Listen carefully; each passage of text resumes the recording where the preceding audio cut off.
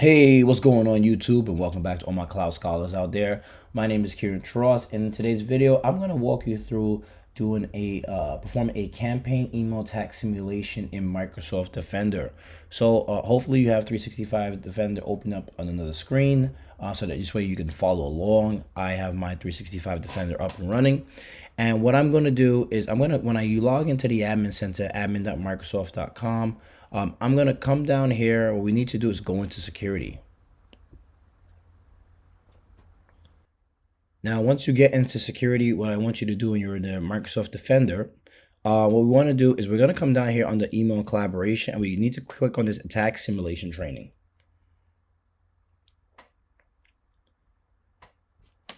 Now, when you're in the attack simulation training, you'll get this screen right here, and to be honest with you, the time of this video is being made. Hopefully, the settings within 365 look the same.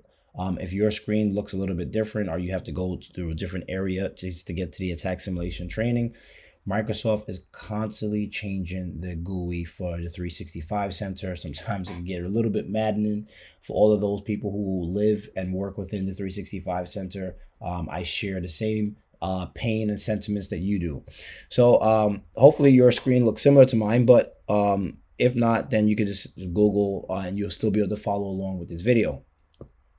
So the attack simulation training, you'll get the overview page when you first get here, and it talks about learn about attack simulation and training. Don't worry about going through that. You can on your own time, but what we're going to do in this video is we're going to come over here to simulations. Now in simulations, what you'll see, if you have the audit turned on in your environment, you may not see this, but if you do not, if this is your first time, you'll probably get a yellow banner like what I'm getting, because I literally just set up this Office 365 tenant in my environment. So what you'll need to do is click here and says see here for more details. And it brings you to this Microsoft Learn page, and it talks about turning on auditing and turning it off and how you go about doing that. And what you're going to do is, in order to get that done correctly, you need to go to Microsoft Purview. And if you keep going down, you can get the PowerShell command, and you can run it to see if it's the status of it in your organization. And just keep going down, you'll see this compliance on Microsoft.com. So we can click here. Or we could have went directly here, but we can click on here, which I'm going to, and I'm going to show you where you get to from solutions and audit. Now this takes a little while to load up. Here we go. And then under solutions, here's where we're talking about, and it's audit. And if I go back to the Microsoft page, it shows you, it says if auditing isn't turned on for your organization, a banner is displayed prompt you to start recording user and admin activity. Then it says select the start recording user and admin activity banner. It may take up to 60 minutes for the change to take effect. So what I'm going to do is I'm going to come here and I'm going to click start recording user and admin, and it says complete organization. To complete this task, you'll need to complete the setup process for your organization. Would you like to do this now? I'm going to click yes.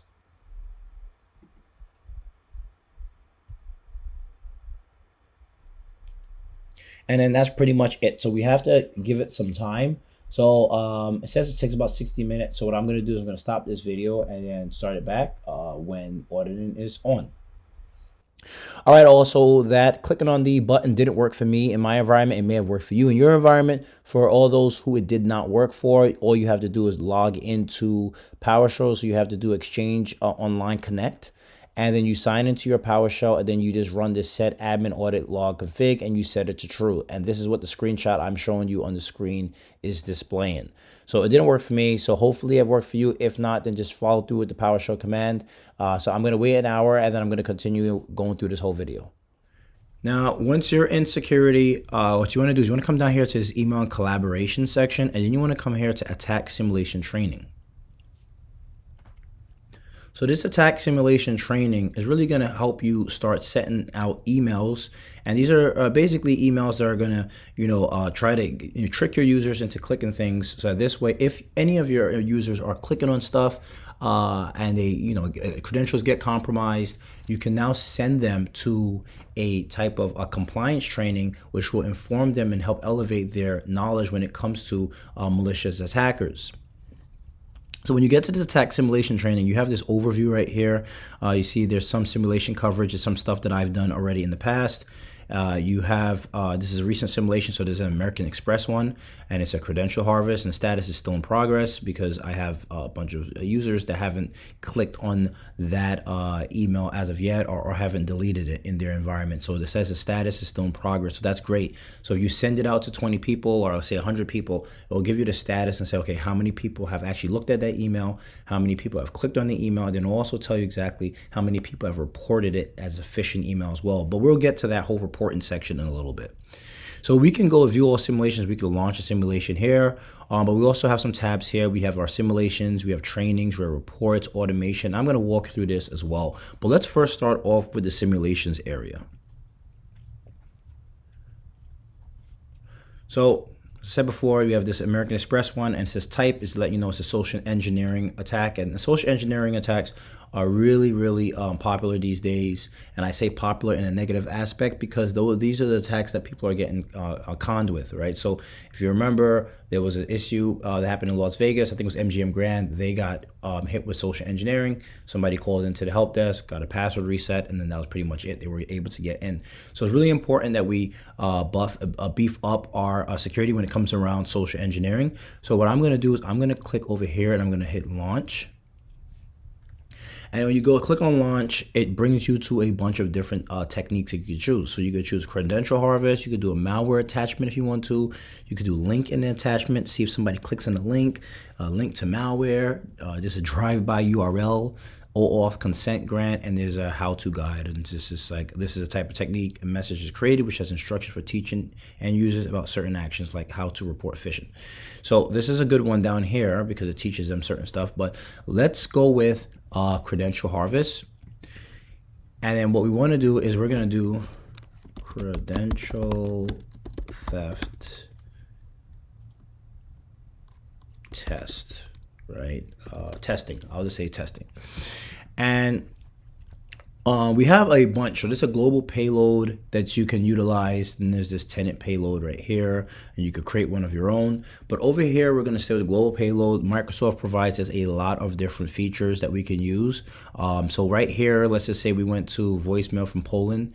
If you click on it, what it does, it brings you a preview of how it's going to look for the users. It gives you a little description, from name, voicemail info, so on and so forth. But you really want to use ones that are kind of germane, I would say, to your environment. So if you don't get voicemails going to email, then you want to use something like that. Here's one which is a Black Friday one. This one's pretty cool looking.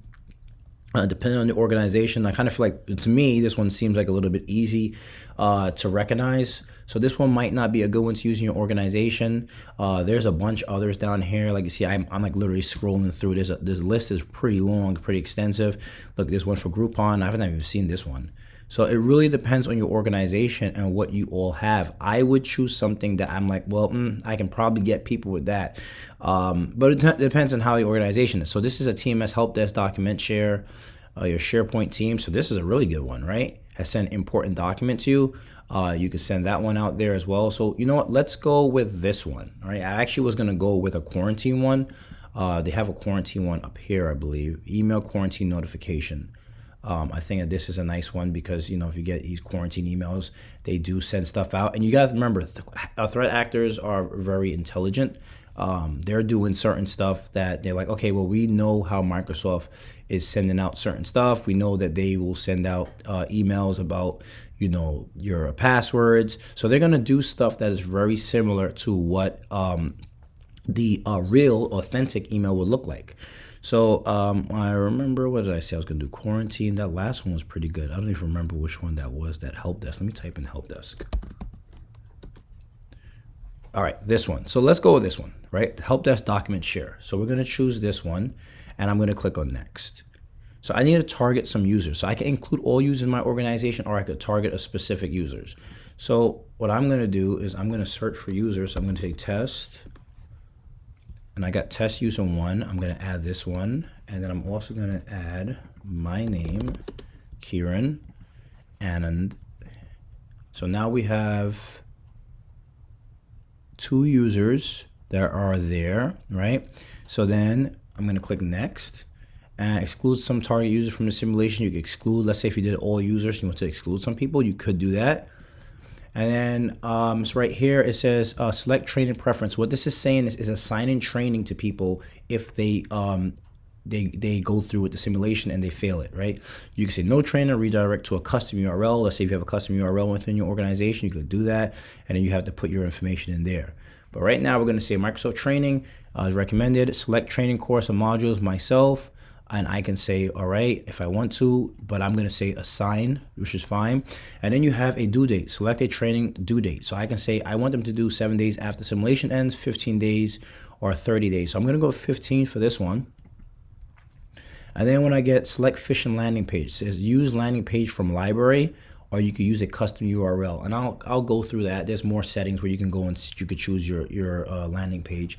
And then right here it says global landing page. So if we click on it, we can choose this one, and it gives us a little quick thing. It says, hey, you were fished by your security team, you know, and we could do this one. It's another template right here.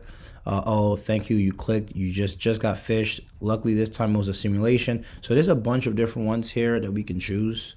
I like that first one that they had with the threat actor page, with the threat actor person on it.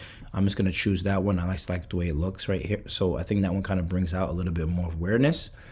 And over here you can add a logo if you want to, like your company logo, but we're just gonna go ahead with that.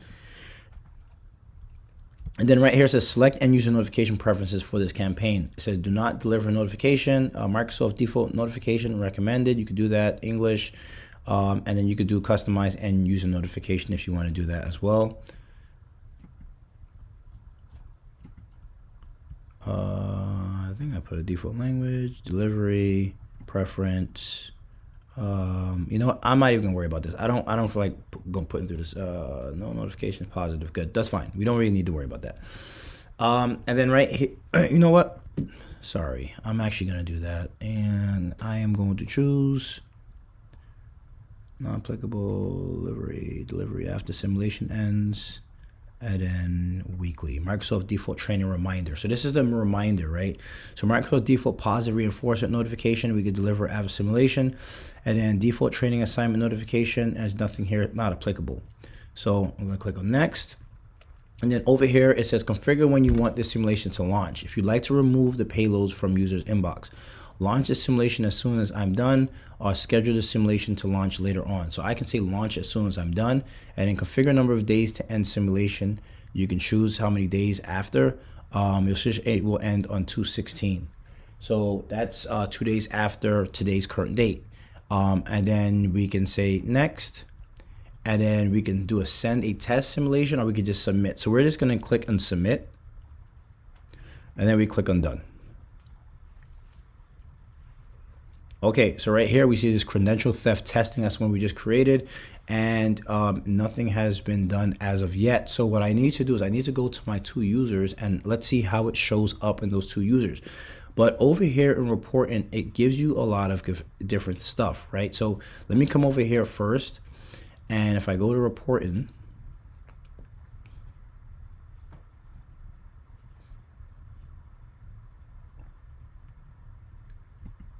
actually, I actually want to click on simulations. Let me go back to simulation. If I click on this, it's going to give us the information about this specific simulation that we're doing. So at the moment, we see it says 0 users were compromised and 0 users reported, because we haven't gone through that, right? But the great thing about this right now, you can see clicked message link, supplied credentials, read message, deleted message, reply to message, and forwarded message. So what I want to do is I'm going to go into our test user, and I want to click on something so you can see how it shows up. So over here, I'm in my test user account. You can see right here, test user 1. I'm going to click on this, and this is the same email. So it says TMS help desk, and you can modify that of how you want it to show up. And it says review document. So if I click on review document,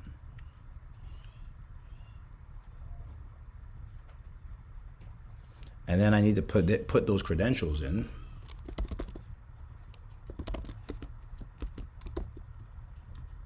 On Microsoft.com, and honestly, it just waits to see what. That's my AVG showing up. Ooh, we just saved you from infected website. So that's my AVG showing up. So my AVG actually stopped me from going through it, but I want to make sure. I just want to go through it again. User Microsoft.com. Yeah, my AVG is stopping me from going through this whole thing right now, which is fine. That means my AVG is working really well. But look, I already got this. Look, security and compromise. It says test user one. This is email from training assigned by your security team. You have training course to complete. That should take 3 minutes. So my AVG stopped me from going through with the rest of it because I didn't. You notice we were supposed to get that message that said, "Hey, this is your IT team, and you were just compromised." But hopefully, let's actually go back to it. So back over here, I'm just gonna hit refresh, and let's see what populates now. So credential theft.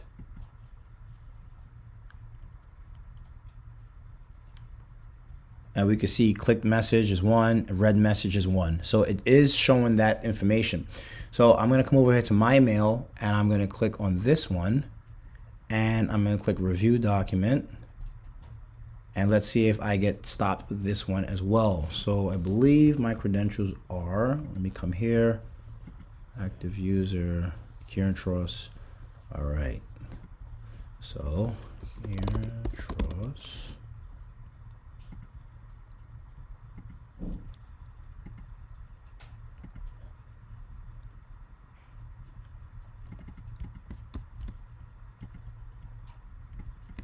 You sign in there.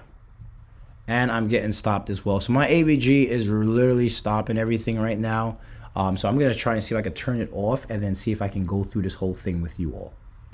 Okay, so I turned off my AVG. So let me see if I'm able to get through right now, because I really want to show you exactly how it goes through the whole thing. So let me do test user 1. All right, that's good. And I'm just gonna put any credentials in. It doesn't really matter right now. Good. This is exactly what we wanted to see. So this says test user 1, you were just phished by your security team. It's okay. You're human. Let's learn from this. So this is exactly what we wanted to see. My AVG was really working really well. So notice that it's efficient. So it says we've assigned some training to learn how to avoid this in the future. Go to training, add to calendar. So you can add it to your calendar if you wanted to go ahead and do that. And then now you see here, it says the training. So for the users, they would click on this, go to training, or they can add to calendar when they want to set it up. And when they go to training, this is exactly what they would see. Web phishing, mass. So there's different trainings that they have to complete. And if I go to web phishing, it says start. Have you or anyone you know ever been interested in one of those great offers? Like a new credit card that will give you So you see, you already have training there that the users need to go through. So let me jump back over to the other screen. So back over here, let's go through the attack simulation, and let's see if we can refresh this really quickly. So credential theft, let's come back over here. And you can see supplied credentials is now 1, read message is 2, because we had 2 people. And we have other options: delete message, reply to message, forward message, out of office message. There's also one that's for reporting. So let's say users, let's go to details. There's not anything there. We have users, right? Compromise, yes, and this is no. So positive reinforcement, just simulation delivered. There's other stuff right here as well, and this is web phishing compromised. But there's also something that your users can do as well. So if, let's say if I came here and I said, hey, I want to report this as phishing, I could report it as phishing, and I could click OK, and then that's pretty good. And then now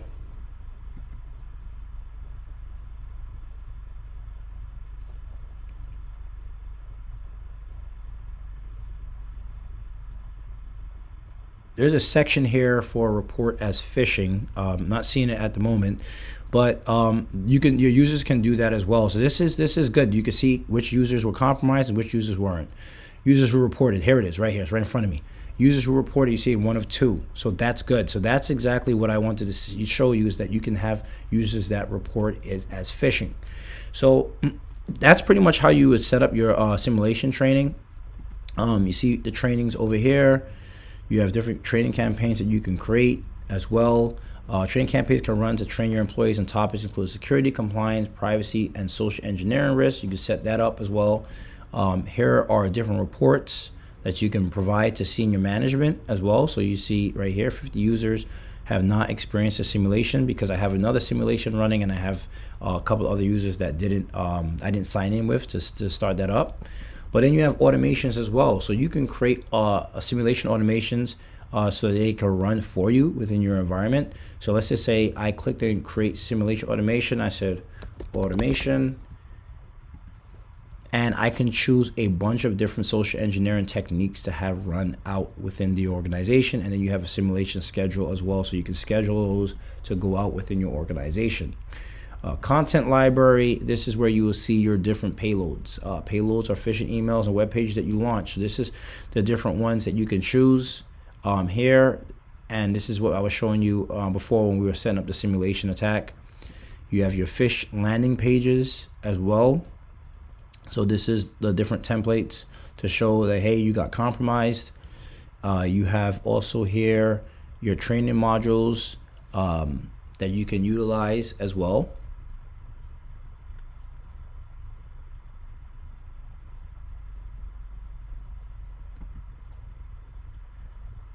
So there's all these different training modules that you have here. And then I skipped landing page. And then you have different landing pages that you can use. So you have different stuff that you can like mess around with. There's a lot that you can go through and do like a mix and match. But what I wanted to show you is pretty much just the gist of it. And if you go to settings, it says repeat offender threshold. So you can say override the default value for calculating repeat offenders. The default is 2. The number determines the number of simulations in a row in which a user is compromised to set the repeat offender flag on that user. So now what you can do is, if you have somebody who's making, the silly mistake over and over, now there's a flag in that person, and then now you need to start probably having extra conversations with them, including HR. So, these are people that you really want to have a heightened sense of knowing who they are in your environment, because these are the ones that are probably going to cause a horrible day for you. Just look at what happened in Las Vegas. They were completely down for weeks, had to rebuild their whole infrastructure and all types of stuff because of what happened, right? And then you have training threshold. This determines the number of days for which a training module will not be reassigned to a user. So you have a lot of different things here and options that you can choose from, so that this way that anything that make it suitable for your environment. If you're an administrator, you probably want to be including compliance when you're having these configuration setups. Walking through with your compliance, having them click on it and let them say, okay, this is exactly how you want this to work. This shouldn't really be something that IT is doing by themselves, but it depends on your organization. If you're a big organization, you definitely want to have compliance within you with there, so that this way they can help guide you through that process. But if you're a small organization, you still have the tools here that you can set it up so that this way you make sure that your organization is safe. So that's pretty much it when it comes to the attack simulation training. I hope the information I provided you today was beneficial. Once again, my name is Kieran Tross. If you haven't done so already, please smash that like and subscribe button. If there's anything within Azure or Office 365 that you are looking to learn and you want me to create a video, please send me a message. I get messages from people, and I have created videos to help out the community. So my name is Kieran Tross. I want to thank you for watching this video. My goal here at Cloud Scholars is to get you from scholar to consultant, and of course, consultant to expert. Thank you, and see you next time.